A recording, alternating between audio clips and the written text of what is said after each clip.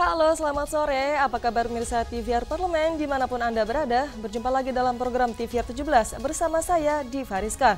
Tepat pukul 17 waktu Indonesia Barat, kami hadirkan kepada Anda sejumlah informasi paling baru dan menarik seputar kinerja dan kegiatan DPR RI yang telah disajikan oleh redaksi TVR Parlemen. Pemirsa TVR Parlemen, inilah TVR 17. Selengkapnya.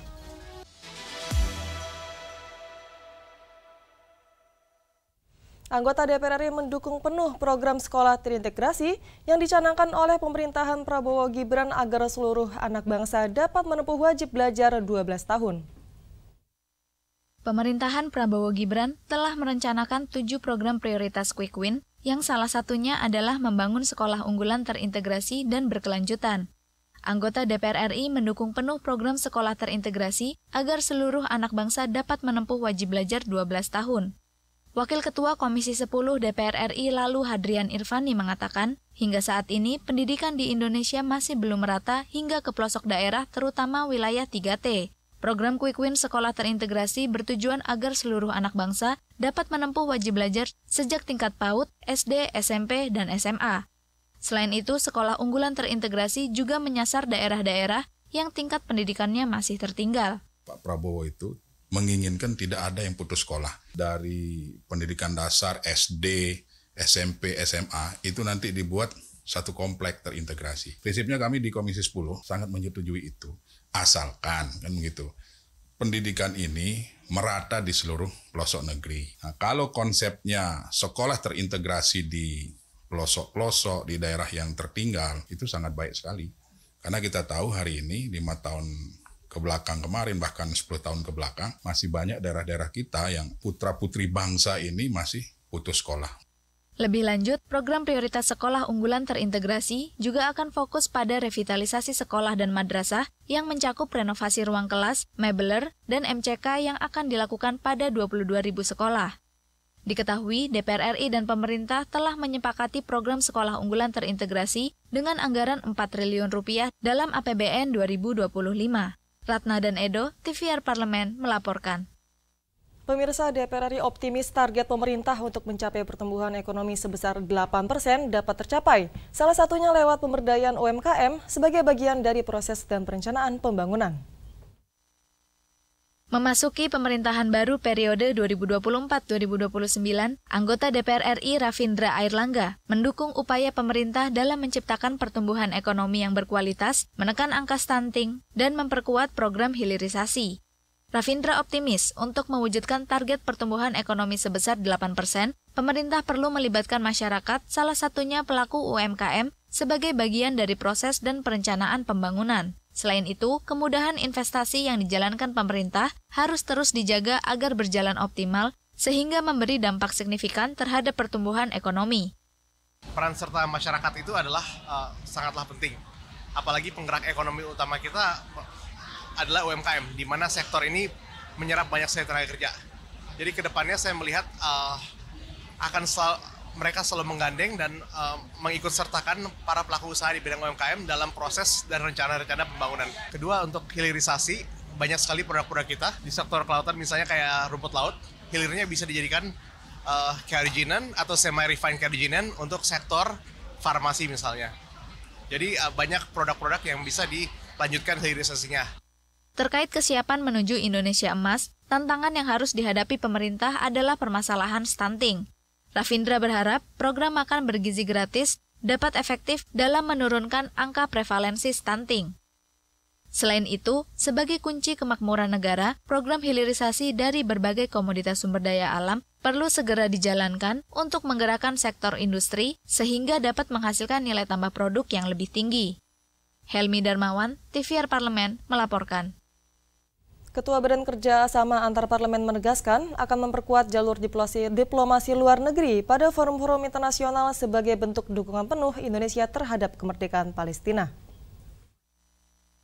Kekerasan yang dilakukan Israel terhadap Palestina masih terus berlanjut, bahkan meluas ke negara Timur Tengah seperti Lebanon dan Iran. Ketua BKSAP DPR RI Mardani Alisera menegaskan akan terus mendukung dan memperjuangkan kemerdekaan Palestina hingga ke forum diskusi internasional. Saat ini kondisi Palestina semakin terdesak akibat serangan yang dilakukan Israel secara terus-menerus yang menewaskan hingga 42.500 orang. Israel juga telah menyerang fasilitas kesehatan dan tenaga medis di Gaza yang merupakan pelanggaran berat atas hukum internasional dan hak asasi manusia. Mardani menegaskan akan memperkuat jalur diplomasi luar negeri pada forum-forum internasional sebagai bentuk dukungan penuh Indonesia terhadap kemerdekaan Palestina. Pekerjaan besar kita di fora internasional selalu mengangkat isu Palestina, tentu juga isu bagaimana hubungan luar negeri Indonesia, baik bilateral maupun multilateral terus kita dorong, tapi isu Palestina menjadi salah satu isu yang selalu kita angkat karena memang kondisinya sangat mengenaskan dan ini menjadi hutang bangsa Indonesia kepada Palestina yang mengakui kemerdekaan kita, sekarang Palestinanya terjajah demikian berat. Di fora internasional kita sudah sangat dikenal, nah kita mungkin di FGD itu akan mencoba cari cara bagaimana agar isu penguatan diplomasi di fora internasional diperkuat juga dengan isu Palestina di masyarakat. Lebih lanjut, Mardani mengatakan BKSAP DPR RI akan melakukan pembekalan dan penajaman melalui kegiatan forum group discussion untuk menentukan isu-isu strategis yang akan menjadi fokus dalam 5 tahun ke depan, serta memperkuat peran BKSAP dalam membangun hubungan diplomatik dengan parlemen negara lain. Andini dan Yoga, TVR Parlemen, melaporkan. Presiden Prabowo Subianto menargetkan laju pertumbuhan ekonomi Indonesia mencapai angka 8% dalam masa pemerintahannya. Sementara itu, dalam 10 tahun terakhir, pertumbuhan ekonomi Indonesia hanya menyentuh angka 5%.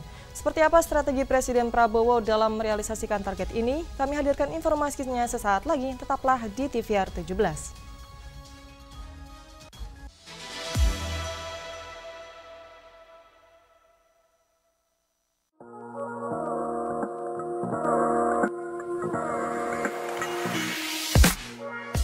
Kalau menurut aku, just do it.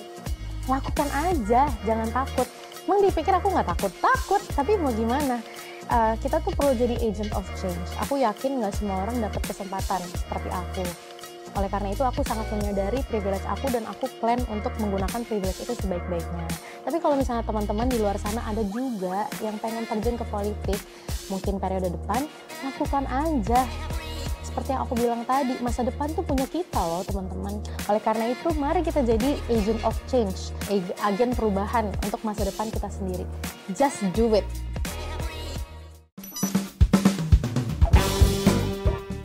Benar atau tidak, Ketua Umum Partai Gerindra adalah Bapak Prabowo Subianto? Benar. Benar atau tidak, Hari Kartini adalah jatuh pada tanggal 22 April? Salah. Yang benar? Oke, terakhir ya, benar atau tidak, lambang dari Partai Gerindra adalah gambar kepala burung Garuda? Benar, warna kuning ya.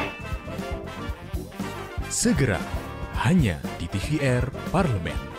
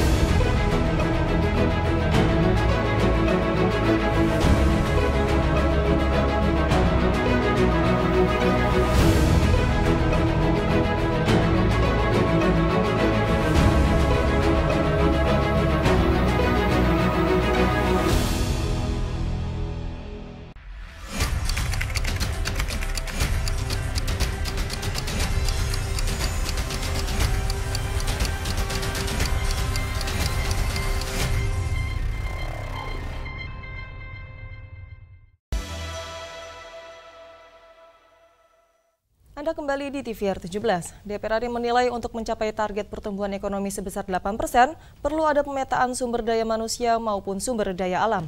Selain itu, pemerintahan Prabowo Gibran dihadapkan tantangan kondisi krisis dan geopolitik global yang sedang tidak menentu. Apakah target ini realistis dan bagaimana tanggapan DPR RI terkait hal ini? Simak informasi mendalam yang telah dirangkum oleh tim redaksi TVR Parlemen dalam segmen editorial Parlemen berikut ini.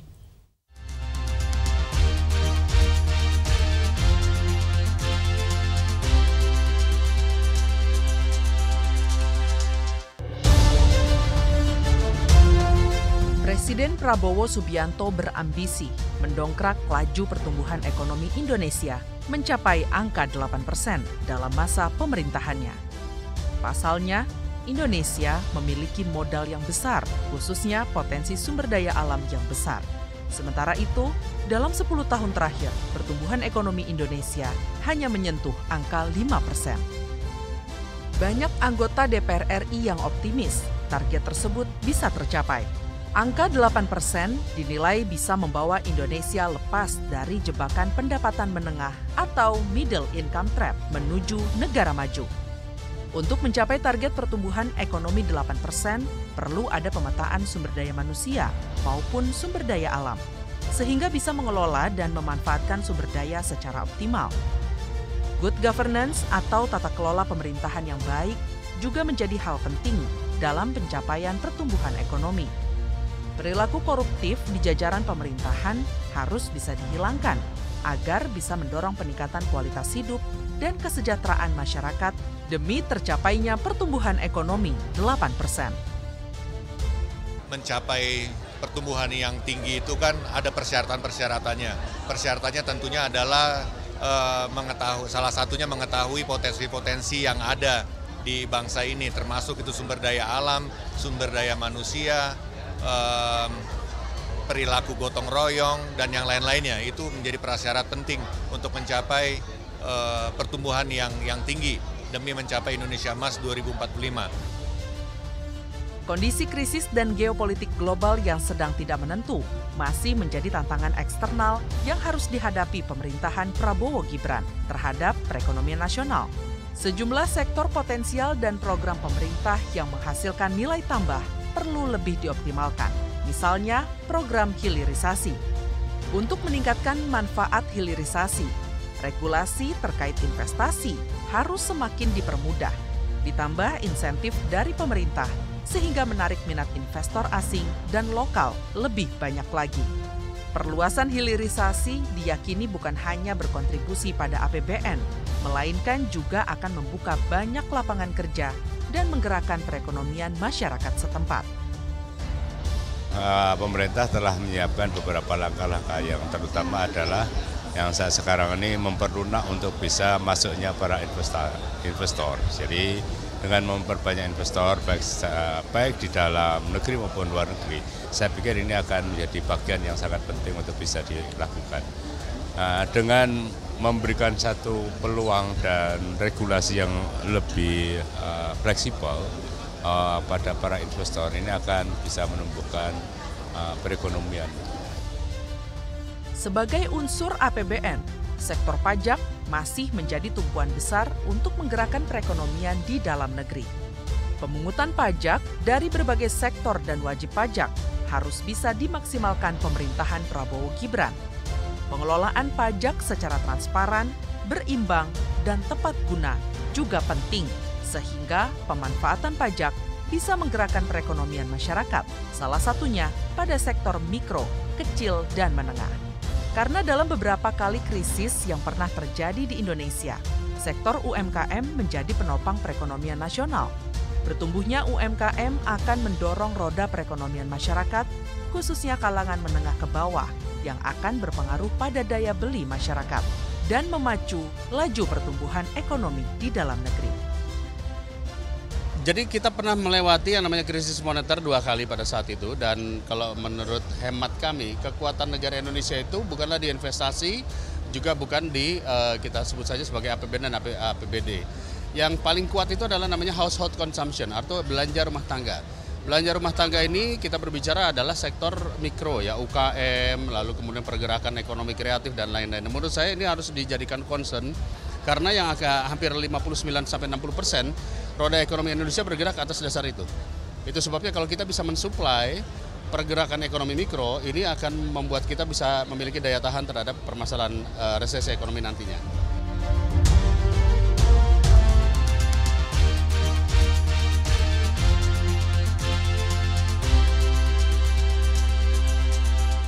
Masa keanggotaan DPR RI periode 2024-2029 banyak dihiasi wajah baru. Salah satunya datang dari Dapil Jawa Barat 4 yang meliputi Kabupaten Sukabumi dan Kota Sukabumi, yakni Iman Adi Nugraha.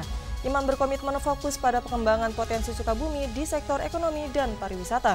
Seperti apa informasi selengkapnya? Jangan kemana-mana, tetaplah di TVR 17.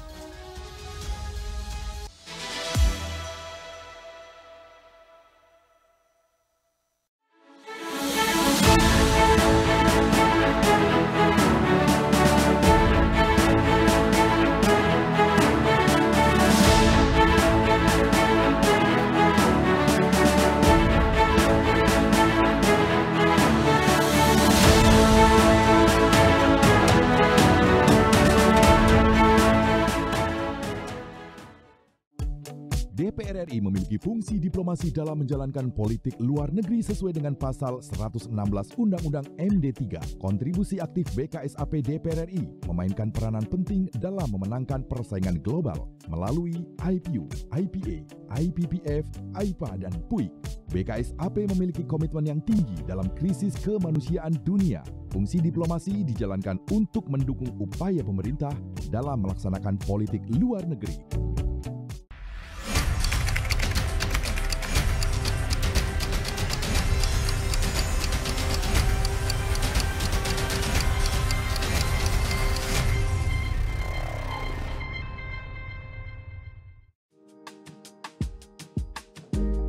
Saya Hasbiallah Ilyas, fraksi Partai Kebangkitan Bangsa.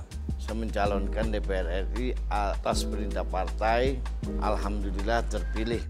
Masyarakat kita hari ini mungkin sudah bosan dengan janji-janji politik, tapi yang terpenting masyarakat itu apa yang kita sudah kerjakan selama ini. Selama saya di DPRD 15 tahun, KJP aja tidak cukup. Nah, ini program yang dari Senayan ini, dari DPR RI itu yang kita akan berikan kepada masyarakat. Salah satu contoh pendidikan. Benar atau tidak, anggota Dewan itu harus pakai fatwa kemana-mana? Enggak. Benar atau tidak, 3 fungsi DPR adalah pengawasan, legislasi, dan anggaran? Iya, betul. Segera, hanya di TVR Parlemen.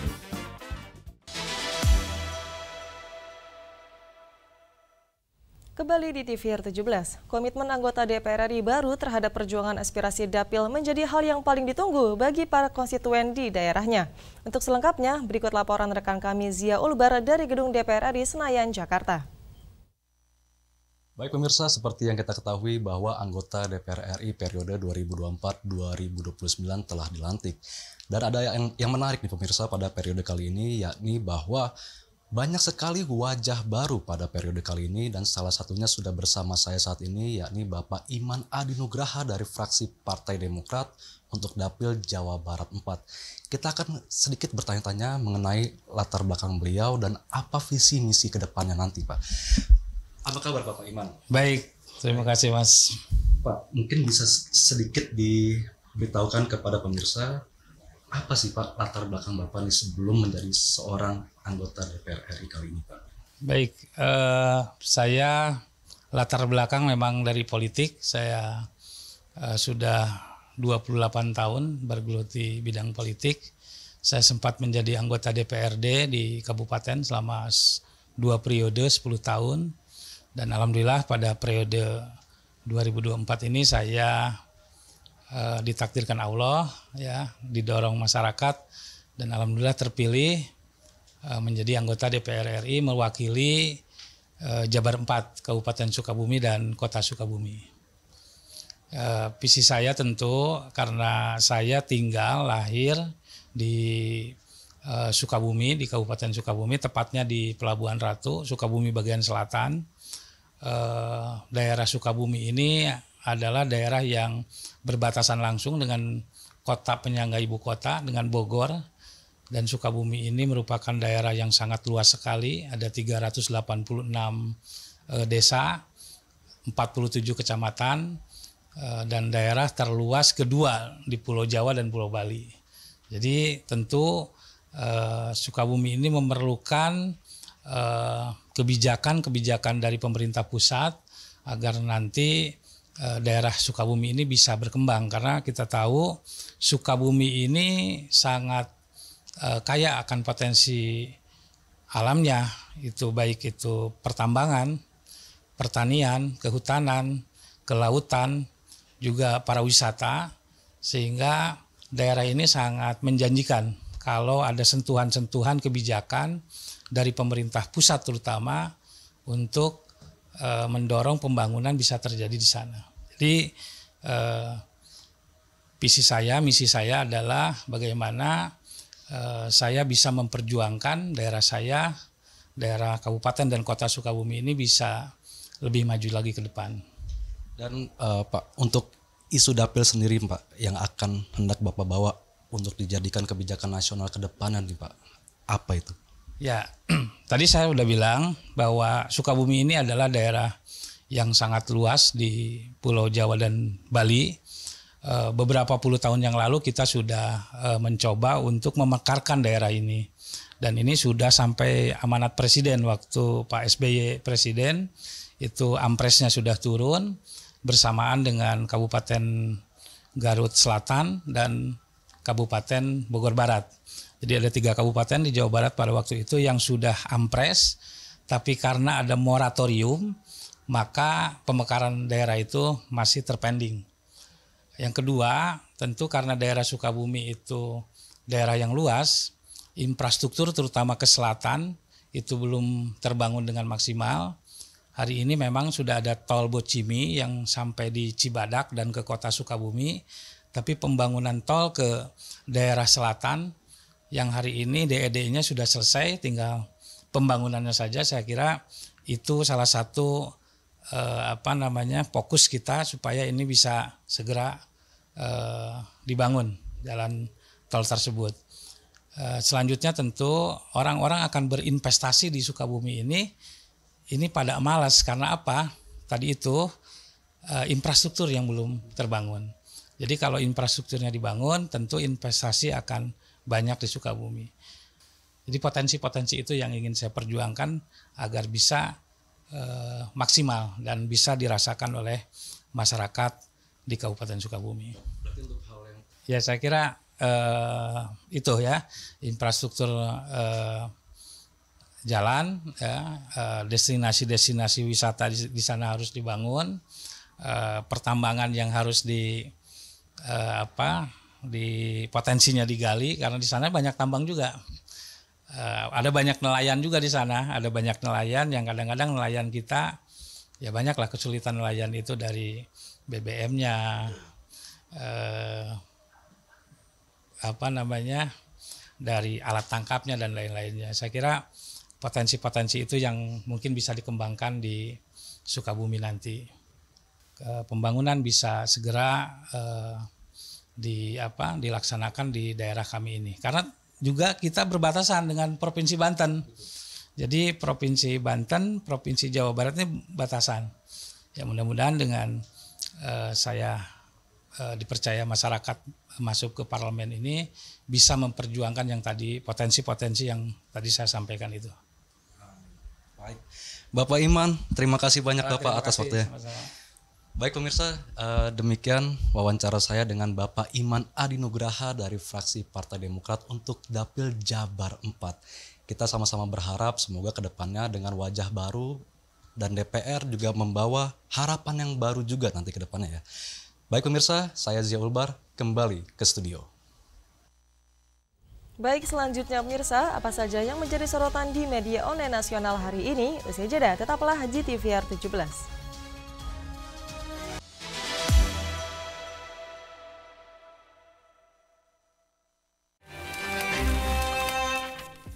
Sekarang kita sedang ada di balik kursi. Wah, di balik kursi ada sofa kayaknya.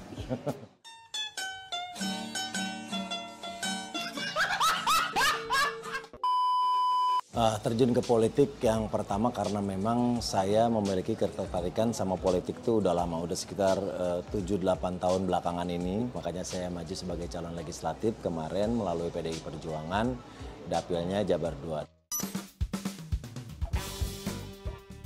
Politik atau komedi? Hari ini politik, tapi saya lahir dari dunia komedi, saya sangat mencintai profesi. Gombalan itu kan main-main, aku nggak main-main, aku serius sama kamu.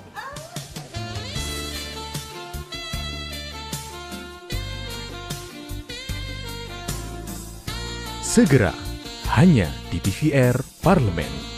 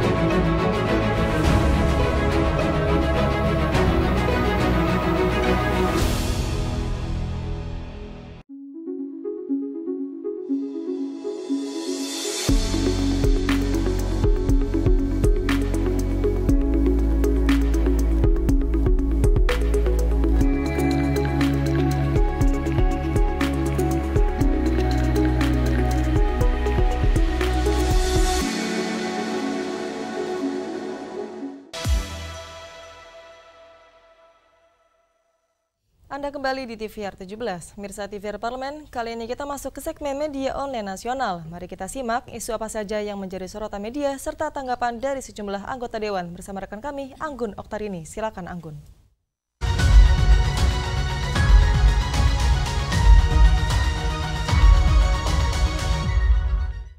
Terima kasih rekan Diva dan halo apa kabar pemirsa, kita bertemu lagi membahas terkait dengan headline media online yang terbit pada hari ini. Dan berita pertama ini datang membahas mengenai Said Abdullah kembali pimpin Badan Anggaran DPR untuk periode 2024 hingga 2029.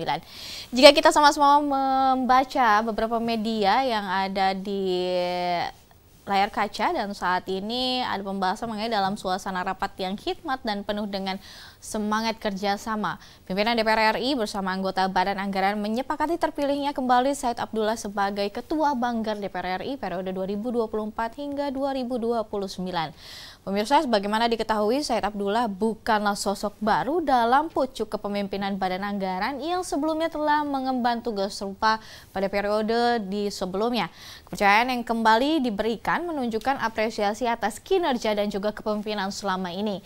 Ketua DPR RI Dr. Honor Kausa Puan Maharani secara simbolis meminta Said Abdullah menerima palu sidang yang menjadi lambang komitmen serta tanggung jawab besar yang akan dipikul oleh Said dan juga rekan-rekan dalam merumuskan kebijakan anggaran negara nanti. Dan kita akan beralih ke berita selanjutnya pemirsa, di mana ada pembahasan mengenai DPR dorong Kementerian Agraria dan Tata Ruang serius berantas mafia tanah serta dorong penguatan penegakan hukum. Ini dibahas di salah satu media dan banyak sekali juga dibahas di media lainnya, membahas mengenai anggota Komisi 2 DPR RI Ahmad Irwan mendukung komitmen pemerintah termasuk Menteri Agraria dan Tata Ruang atau Kepala Badan Pertanahan Nasional Nusroh Wahid dalam memberantas mafia tanah di Indonesia. Penguatan penegakan hukum ini dinilai dapat menyelesaikan isu mafia tanah ini pemirsa. Sebagai informasi, sepanjang tahun 2023 Kementerian ATR BPN diketahui juga mengungkapkan 86 target operasi kasus mafia tanah dengan 159 tersangka. Nah, masalah mafia tanah merupakan salah satu pekerjaan rumah yang harus segera diselesaikan. Ini kita masih menunggu nih gerakan ataupun gebrakan dari Kabinet Merah Putih, akan ada penyelesaian baru seperti apa lagi. Dan pemirsa, itulah tadi headline di media online pada hari ini yang kita bahas mengenai Said Abdullah kembali pimpin Badan Anggaran DPR RI untuk periode 2024 hingga 2029 serta DPR dorong Kementerian ATR serius berantas mafia tanah, dorong penguatan penegakan hukum. Saya Anggun Oktarini kembali ke rekan Diva.